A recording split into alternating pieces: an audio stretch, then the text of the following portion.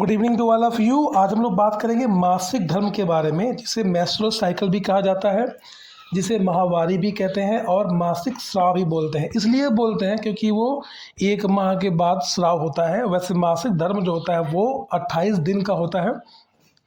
तो 28 दिन में जब एक बार होता है तो उसे मासिक स्राव बोलते हैं। ये जो हम देख रहे हैं इसे हम लोग पूरा यूट्रस बोलते हैं। उसकी ये जो ऊपर जो बॉडी दिख रही है इसे फंडस बोलते हैं। ये फैलोपियन ट्यूब्स है और ये इन्फंटिबुलम इसको बोलते हैं। ये यहाँ पर ओवरी दिख रही है, ये यूट्रस की बॉडीज़ को बोलते हैं। ये लिगामेंट्स है और ये हमारी फिब्री है। और देखा जाए तो जो तीन दीवार के बारे में जो बात करते हैं कि जो यूट्रस है उसमें तीन दीवारें होती हैं, तो उस दीवारों का नाम जो अंदर होती है उसे एंडोमेट्रियम बोलते हैं। उसके बाद जो मिडल में होती है उसे मायोमेट्रियम बोलते हैं। जो एकदम बाहर होती है उसे पेरीमेट्रियम बोलते हैं। ये जो एरिया दिख रहा है इसे सर्विक्स का एरिया बोलते हैं। सर्विक्स के बाद ये विजाइना की एरिया होती है, यहाँ तक सेक्स में यहाँ तक होता है। उसके बाद होता क्या, यहीं से पेनिस के थ्रू स्पर्म यहाँ पे जाता है, फिर स्पर्म ऊपर जाता है। ऊपर जाने के बाद यहाँ जो एक बनता है ये एक रिलीज करता है, एक यहाँ से इधर से आता है, स्पर्म से यहाँ से स्पर्म जाता है और यहाँ पर मिलता है। मिलने के बाद फिर वो यहाँ पे आके इंडोमेट्रियम वाले वाल में इम्प्लांट हो जाता है। ये पूरा प्रोसेस है। बच्चे का जन्म कैसे होता है ये पूरा प्रोसेस है। फिलहाल हम लोग इसमें देखते हैं जब ये एग और ओवा, जब एग और स्पर्म जब आपस में नहीं मिलते हैं तो ये जो वाल होती है अंदर वाली, जिसे हम लोग इंडोमेट्रियम बोलते हैं, यही जो वाल है वही पीरियड्स के रूप में बाहर आने लगती है। इट मीन्स ये टूट जाती है। इस प्रोसेस को ही पीरियड्स बोलते हैं, या मासिक चक्र, मासिक धर्म, महामारी। महामारी मतलब बीमारी, बहुत बड़ी बीमारी। जैसे कोविड-19 था, वो महामारी था जो सर्वव्यापी था, पूरे देश में विदेश में फैल गया था। और यहाँ महावारी का मतलब महीने वाली वारी। ठीक है, अब आगे चलते हैं। इसमें हम लोग आगे देखते हैं। ये जो सेंटेंस लिखा हुआ है इसमें यही बताया गया है कि 28 दिनों का होता है, लेकिन हालांकि यह 21 से 35 दिन के बीच भी हो सकता है। कई महिलाओं में ऐसा भी होता है, इसीलिए इसको बोलते हैं। जो एंडोमेट्रियम की वाल झड़ती है इसे ही हम लोग पीरियड्स के रूप में योनि से बाहर निकलती है। तो ये हो गया कंप्लीट। अब आगे चलते हैं। मासिक धर्म में क्या क्या प्रॉब्लम हो सकती है। पेट या कमर में दर्द हो सकता है, मूड स्विंग कर सकती है, थकान हो सकता है, हल्का बुखार भी आ सकता है और स्तनों में सूजन या कोमलता हो सकती है। कोमलता का मतलब है सॉफ्टनेस से। आगे देखते हैं। इसमें यहाँ पर जो ग्राफ के जरिए जो दिखाया गया है बहुत ही साफ चीज़ों को दिखाया गया है। यहाँ पे अगर स्टार्टिंग करते हैं नंबर ऑफ डे 1 से काउंट करते हैं कि अगर किसी लड़की में अगर 1 तारीख को अगर पीरियड स्टार्ट हुआ तो 5 तक फ्लो चलेगा। ये स्टैंडर्ड पैरामीटर्स है। अब किसी में 3 दिन का फ्लो है, किसी में 7 दिन का फ्लो है, वो अलग बात है, लेकिन जो स्टैंडर्ड पैरामीटर्स है उसमें 5 डे का फ्लो होता है। तो 5 दिन यहाँ से पीरियड्स 5 दिन आएगा। 5 दिन के बाद छठे से लेकर के 12वें तक इसे बोलते हैं फॉलिकुलर फेज बोलते हैं। एक्चुअली 4 फेज होते हैं। मेंस्ट्रुएशन, ये वाला पहला वाला फेज जिसे मेंस्ट्रुएशन फेज बोलते हैं। दूसरा जो फेज है फॉलिकुलर फेज, तीसरा ओव्यूलेशन फेज और फोर्थ जो फेज होता है उसे लुटियल फेज बोलते हैं। तो पहले आप फेज ये वाला हो गया, दूसरा फेज हमारा ये वाला हो गया फॉलिकुलर फेज। इसमें जो एग होते हैं वो मैच्योर होते हैं। 12 दिन में पूरा वो मैच्योर हो जाते हैं। 6 से लेकर 12 तक वो पूरा मैच्योर हो जाते हैं। मैच्योर होने के बाद वो अब धीरे धीरे वो फैलोपियन ट्यूब से आने लगते हैं, अंदर बाहर की ओर आने लगते हैं। तो इधर से वजाइना के थ्रू होते हुए, सर्विक्स एरिया से होते हुए पेनिस जो स्पर्म छोड़ता है वो अंदर को जाता है और वहाँ पे जो एग है उससे मिलता है स्पर्म और फर्टिलाइज हो जाता है। और फिर वो इंडोमेट्रियम की वॉल से आके चिपक जाता है, जिसे बोलते हैं इम्प्लांट हो जाता है, जिसे बोलते हैं अब बेबी कंसीव हो गया। तो आगे चलते हैं। तो ये फॉलिकुलर फेज हो गया। उसके बाद ये ओवल्यूशन फेज। इस पीरियड को बेस्ट मानते हैं क्योंकि इस पीरियड में जो एग है वो बाहर निकलता है। जब एग बाहर निकलता है तो उस समय जो LH हार्मोन होता है वो पीक पे होता है। तो इस पीरियड में अगर कोई सेक्सुअल कॉन्टैक्ट बनाता है तो प्रेगनेंसी श्योर हो ही जाती है, बशर्ते किसी कपल से प्रॉब्लम ना हो। और जो स्पर्म्स होते हैं वो फैलोपियन ट्यूब्स में कह सकते हैं, या फिर जो वजाइना के अंदर कम से कम 4 से 6 दिन तक लोग बोलते हैं जिंदा रहते हैं, मतलब वो मरते नहीं हैं। इट मीन्स कि जो ओवल्यूशन जो है 14 डेज अगर मानते हैं, मतलब 14 डेज में एक बाहर निकलता है। तो 14 डेज से अगर 4 दिन पहले जाते हैं 10 तारीख को, अगर कोई कोई कपल अगर 10 को अगर सेक्स करता है तो 10 से लेकर के 14 दिन तक वो 10 तारीख से लेके 14 तक वो जो स्पर्म है वो वजाइना में जिंदा ही रहता है, या जो ट्यूब्स वगैरह होती है उसमें जिंदा ही रहता है। अगर वहाँ से अगर एक निकलता है बाहर, तब भी प्रेगनेंसी के चांसेस हो सकते हैं कि वो प्रेग्नेंट हो जाए। मतलब 10 को सेक्स किया, उसके बाद उसने कुछ भी नहीं किया, तब भी प्रेगनेंसी के चांसेस हो जाते हैं। अगर बात करें इधर जो एग होते हैं, जो जिसे हम लोग एग बोलते हैं, उसकी लाइफ होती है 1 से 2 दिन होती है, लाइफ होती है।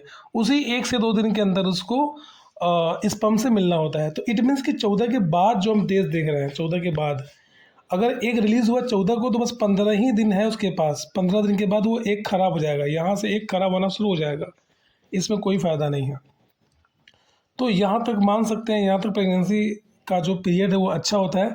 इसके बावजूद भी इक्का दुक्का दिन आगे पीछे हो सकती है कि 14 की जगह अगर जो इवोल्यूशन हुआ 15 को हुआ, तो 2 दिन और जोड़ लो 17 तक।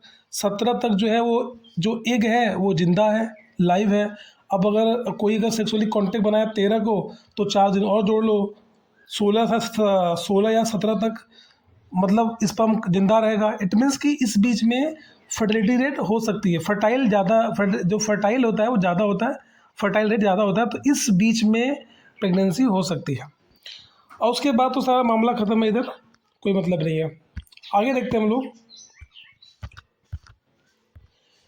इस टाइम की बात करें तो मेंस्ट्रुअल साइकिल्स में जो वुमेन होती हैं बेचारी बहुत ज़्यादा परेशान रहती है, मतलब प्रॉब्लम ही प्रॉब्लम रहती है उनके पास। फिर भी जो घर के जो सारे काम वो करती रहती है, जैसे खाना बनाना, सोना, उठना, बैठना, नहाना, बच्चों को नहलाना, तैयार करना, पति को ऑफिस भेजना, स्कूल भेजना, मतलब बहुत ही ज़्यादा वुमेन्स स्ट्रांग और मेहनती होती है। इस बात के लिए उनको लाइक करना चाहिए, बहुत ही उनको रिस्पेक्ट भी देना चाहिए। फिर हम आगे बढ़ते हैं, फिर देखते हैं कि आगे क्या है। आगे उसमें हम लोग सावधानियां क्या बरत सकते हैं, अगर किसी वुमेन्स को अगर पीरियड्स हैं तो उसमें क्या क्या वो सावधानियां बरत सकती है। पहला कि साफ सुथरे जो सैनिटरी पैड होती है उसको साफ सुथरा होना चाहिए, खुला पैकेट से फटा हुआ पैकेट या खुला हुआ नहीं होना चाहिए, ताकि एकदम क्लीन लगे। और हर 4 से 6 घंटे के बाद उसको चेंज भी करते रहना है। कभी कभी किसी भी वुमेंस में ज़्यादा पेनफुल पीरियड्स होते हैं तो उनमें फ़्लो भी ज़्यादा हो जाती है, तो ज़्यादा फ़्लो की वजह से उसको 2 से 3 घंटे में भी चेंज कर सकते हैं। आगे बिना खुशबू वाले हल्के साबुन से साफ़ करना चाहिए।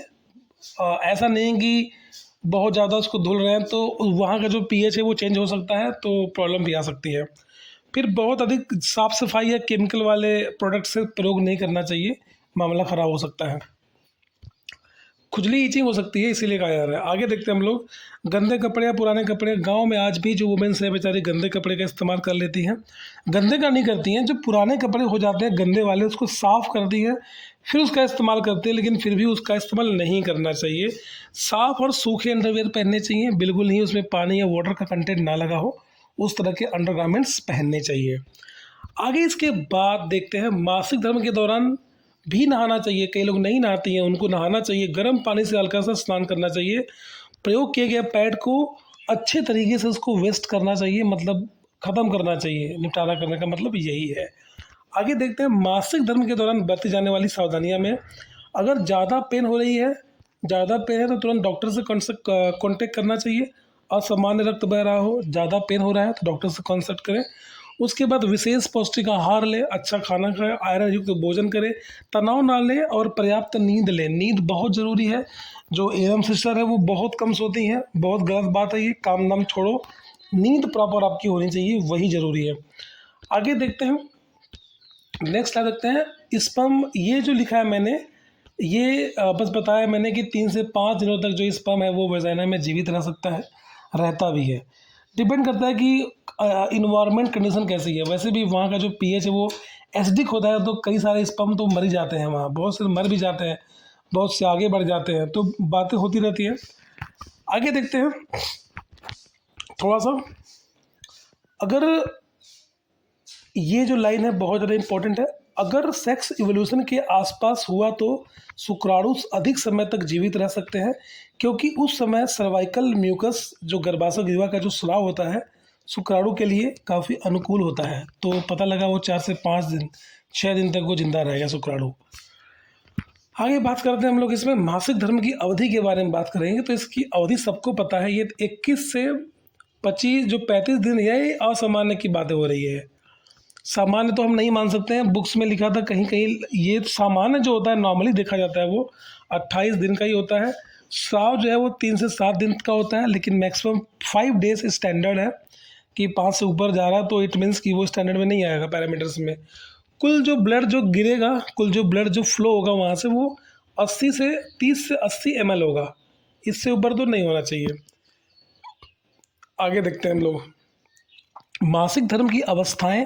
जो इसके स्टेज बताए गए हैं वो 4 स्टेज बताए गए हैं मासिक धर्म। पहला स्टेज क्या है? Menstrual flow. इसमें क्या बस केवल ब्लीडिंग होती है। यह चक्र का पहला चरण है। गर्भाशय की परत टूटकर रक्त के रूप में बाहर आती है, इसलिए इसको मेंस्ट्रुअल फ्लो बोलते हैं। ये यही आपको सामने साफ साफ फ्लो दिखाया जा रहा है कि ये जो एंडोमेट्रियम वाल्थी यहाँ से टूट रही है, टूटने के बाद सर्विस एरिया से बाहर निकल रही है, फिर ये मेंस्ट्रुअल के रूप में बाहर आ रही है। तो इसे हम लोग क्या बोलते हैं? इसे बोलते हैं रज्जु निवृत्ति पूर्व चरण या मेंस्ट्रुअल फ्लो बोलते हैं, मेंस्ट्रुअल फेज। आगे देखते हैं दूसरा जो फेज है फॉलिकुलर फेज। इसमें क्या होता है? पिट्यूटरी ग्रंथि से एफएसएच फॉलिकल स्टिमुलेटिंग हार्मोन निकलता है। अंडाशय में अंडाणु का विकास होता है। इसमें जो अंडाणु है, जो एग्स है अंडाशय में, उसमें मेजोरिटी आती है, उनका डेवलपमेंट होता है। जब बड़े हो जाएंगे तो वही बाहर निकलते हैं। आगे देखते हैं तीसरा, जिसे बोलते हैं एवोल्यूशन बोलते हैं। ये जो होता है वो 14 डेज में होता है। इसमें एलएच हार्मोन्स का बहुत ज़्यादा कह सकते हैं प्रभाव रहता है। इससे क्या होता है कि अंडोत्सर्जन होता है। यह गर्भाशय की सबसे उपजाऊ अवधि होती है। इट मीन्स कि अगर इस समय अगर कोई फिजिकली अगर कॉन्टेक्ट बनाता है तो damn sure she will be pregnant. आगे देखते हैं हम लोग, यहाँ पे हम पहचाने कैसे? मेडिकल किट्स मिलती है, फार्मासिस्ट के पास जाएंगे तो वो आपको किट भी दे देंगे, मेडिकल स्टोर में मिलती है, कि उस किट की हेल्प से जान सकते हैं कि ये एवोल्यूशन का टाइम कौन सा है। ये जो ओवोल्यूशन है इसका टाइम, ओवुलेशन बोलते हैं, इसका टाइम कौन सा है।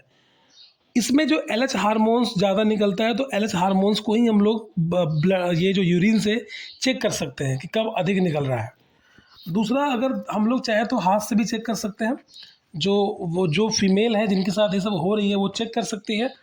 अगर जो फ्लूइड निकल रही है, जो म्यूकस निकल रहा है, सर्वाइकल म्यूकस जो निकलता है, अगर वो हल्का सा ड्राई हो रहा है तो इट मीन्स की फर्टिलिटी अभी नहीं है, अभी कोई बच्चा वच्चा नहीं होने वाला।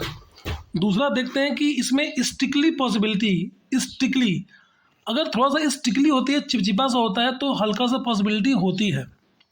अगर दोनों हाथों में थोड़ा सा और चिपचिपा सा होता है, क्रीमी टाइप का होता है, इट मीन्स की पॉसिबिलिटी हो सकती है कि बच्चा हो जाए। इस वाले से ज़्यादा बेटर ये वाला स्टेज है।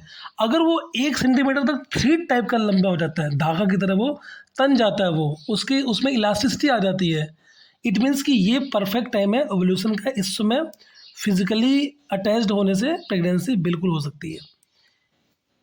तो ये टाइम है जिसे ये एग वाइट वेरी फर्टाइल, यही टाइम होता है ज़्यादा फर्टिलिटी का।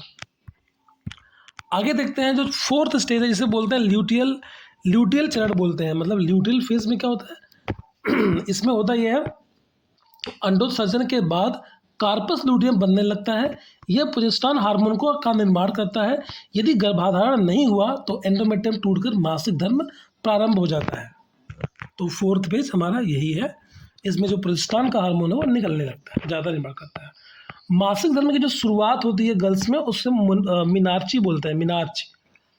ये एज जो है वो 11 to 14 स्टैंडर्ड एज है।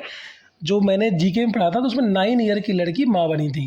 तो इसका मतलब ये नहीं कि 9 साल से ही उसका शुरू हो गया था पीरियड्स, या 8 ईयर से। वो कभी कभी कुछ लड़कियों में या कुछ वुमेन्स में हो सकता है कि किसी में 16 साल में स्टार्ट हो रहा हो, किसी में 9 में स्टार्ट हो जा रहा हो, लेकिन जो स्टैंडर्ड पैरामीटर है वो 11 to 14 वर्ष की आयु में ही स्टार्ट होता है। आगे देखते हैं जो बोलते हैं मीनोपॉज क्या होता है। मीनोपॉज वह स्टेज है जिसमें पीरियड स्टॉप हो जाते हैं। ये 45 to 50 ईयर्स में होता है। आगे मासिक धर्म में संबंधित सामान्य विकार क्या हो सकते हैं? विकार में डिसमेनोरिया हो सकती है, मासिक धर्म बहुत ज़्यादा पेनफुल हो सकता है, या एमनोरिया बोल सकते हैं इसको, मासिक धर्म का ना होना, एमनोरिया बोलते हैं, amenorrhoea.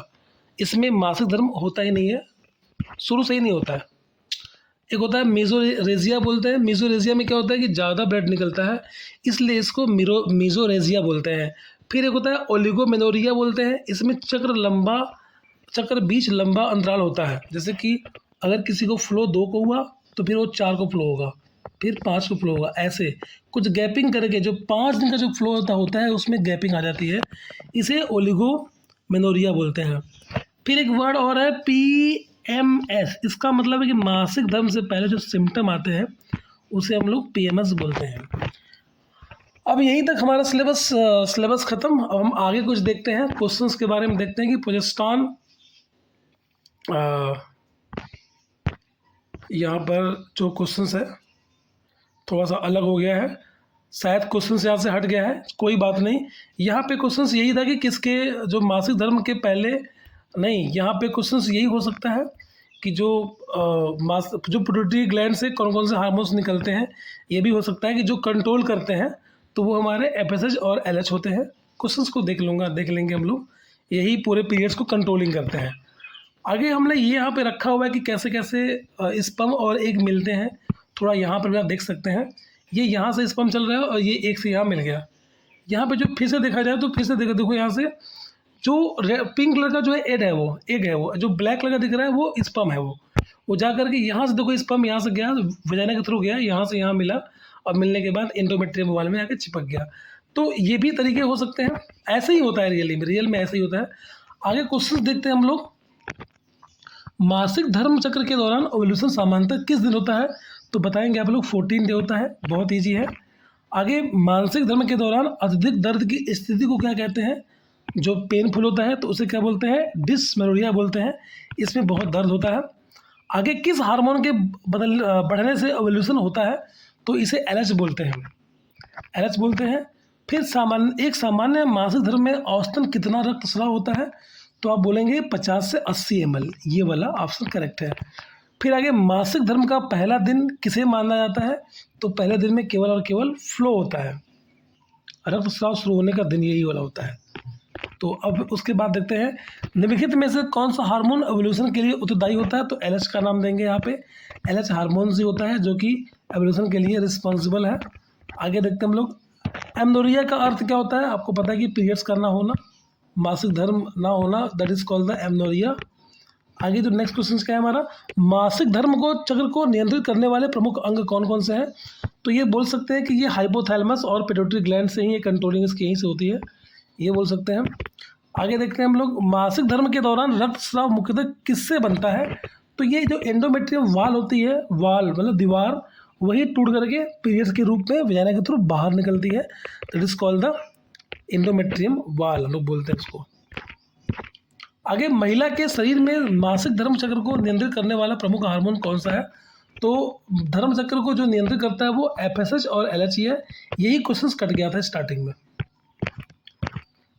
Thank you very much. आप लोगों ने काफ़ी बहुत ही ध्यान से इस वीडियो को देखा, काफ़ी देर तक आप लोगों ने समझा चीज़ों को, और समझने के बाद आप लोगों को इस वीडियो को ध्यान से देखना है, क्वेश्चन सॉल्व करनी है, लाइक करना है, शेयर करना है, सब्सक्राइब करना है। कम से कम अपने भाई पे इतना भरोसा करो कि आपको सेलेक्ट करवा देगा, इसीलिए ज़्यादा से ज़्यादा लोगों को शेयर करो और सबको ज्वाइन करवाओ। Thank you very much.